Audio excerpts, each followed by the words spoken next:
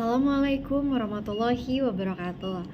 Perkenalkan, nama saya Imas Maimunah. Saya dari kelas PS2 3G Universitas Buana Perjuangan Karawang. Teman-teman, pada kesempatan kali ini saya akan membahas tentang filsafat, aliran filsafat, dan tokohnya. Secara etimologi, istilah filsafat berasal dari dua kata dalam bahasa Yunani, yaitu philos yang berarti cinta atau kecintaan, dan sophie yang berarti kebijaksanaan atau pengetahuan. Filsafat dapat didefinisikan dalam beberapa perspektif. Yang pertama ada pengertian secara sederhana, yaitu filsafat adalah pencarian pengetahuan dan kebenaran, terutama tentang sifat manusia dan perilaku terhadap keyakinannya. Yang kedua, pengertian secara luas, yaitu filsafat mencoba mengintegrasikan berbagai pengetahuan manusia dan memberikan pandangan yang komprehensif tentang alam semesta, hidup, dan makna hidup. Yang ketiga, dalam pengertian sempit, filsafat diartikan sebagai ilmu yang berkaitan dengan metodologi atau analisis bahasa secara logis dan analisis makna. Filsafat dibagi menjadi beberapa cabang yang saling berkaitan dan mempelajari topik-topik yang berbeda. Yang pertama seperti epistemologi, itu cabang filsafat yang membahas tentang pengetahuan.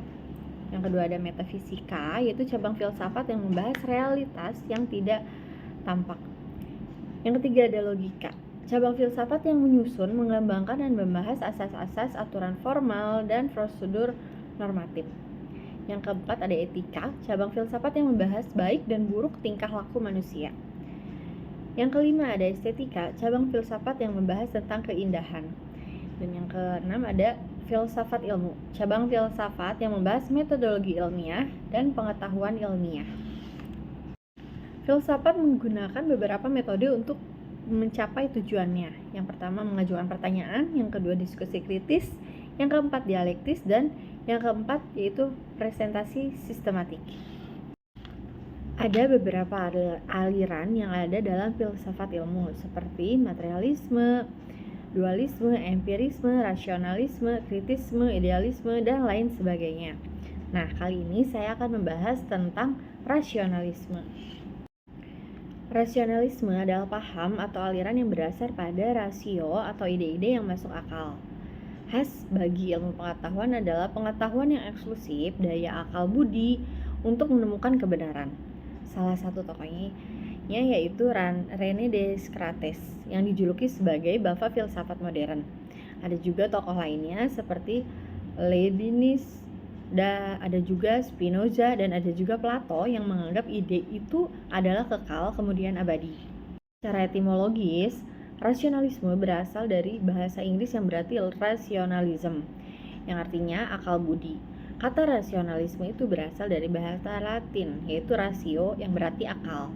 Sehingga rasionalisme dapat didefinisikan sebagai pandangan yang berpegang bahwa akal merupakan sumber dari pengetahuan dan pembenaran. Secara terminologis, rasionalisme merupakan ilmu yang berprinsip bahwa akal harus diberi peranan utama dalam penjelasan dan menekankan akal budi rasio sebagai sumber utama pengetahuan. Rasionalisme itu sendiri juga dapat diartikan sebagai kumpulan gagasan-gagasan yang prinsipnya percaya bahwa alam semesta bekerjanya sama seperti akal pikiran manusia apabila ia berpikir secara logis dan objektif.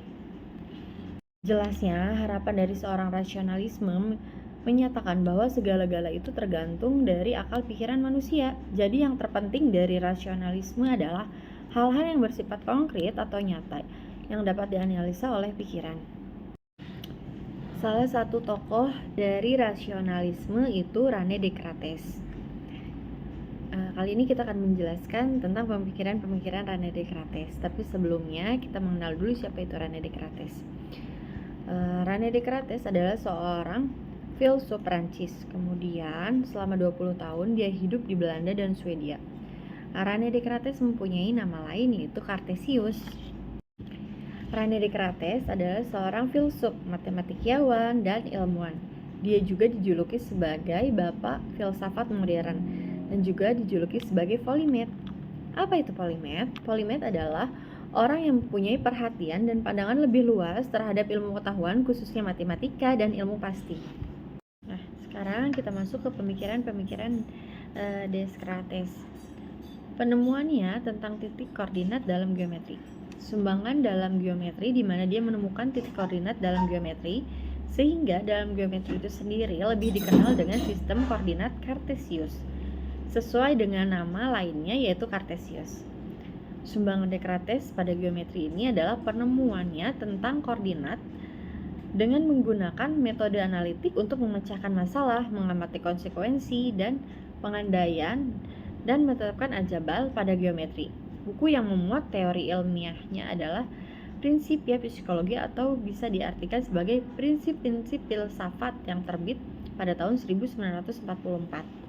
Pemikiran yang kedua yaitu tentang matematika dan ilmu pasti. Descartes telah mengkombinasikan analisis geometri dan aljabar. Descartes dianggap sebagai perintis munculnya pemikiran rasionalisme sekaligus memberi keyakinan akan eksistensi akal pikiran. Semboyan Descartes yang terkenal adalah cogito ergo sum, yang artinya aku berpikir maka aku ada. Jadi sebelum aku berpikir, maka semua yang ada di hadapanku harus aku ragukan. Bagi Descartes, segala sesuatu harus diragukan. Jadi hanya ada satu hal yang tidak dapat diragukan, yaitu cogito atau aku yang berpikir. Selanjutnya yaitu pandangan dualisme tentang manusia. Pada dasarnya manusia terdiri dari dua unsur, yaitu jiwa dan badan, di mana keduanya berhubungan sangat erat dan saling mempengaruhi, atau disebut dengan teori interaksionisme. Bagi Descartes, psikologi merupakan ilmu pengetahuan yang mempelajari tentang kesadaran. Oleh karena itu, kesadaran merupakan faktor yang menentukan dalam psikologi Descartes. Descartes juga mengajarkan manusia mempunyai dua macam tingkah laku, yaitu tingkah laku mekanisme dan rasionalisme. Pandangannya tentang tingkah laku mekanisme ini membawa konsep dalam psikologi yang disebut juga dengan reflex art yang dianut oleh J.B. Watson.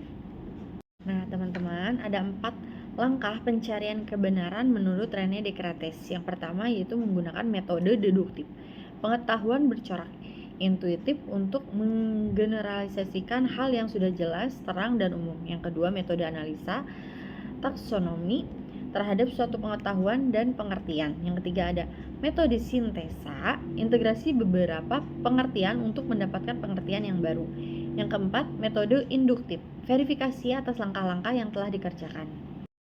Nah, rasionalisme ini memiliki kelebihan dalam mengembangkan sistem-sistem keilmuan yang berasal dari manusia dan menjelaskan pemahaman-pemahaman yang rumit, tetapi juga memiliki kekurangan dalam memahami objek yang berada di luar cangkupan rasionalitas. Dan sekian penjelasan dari saya, kurang lebihnya saya memohon maaf. Assalamualaikum warahmatullahi wabarakatuh.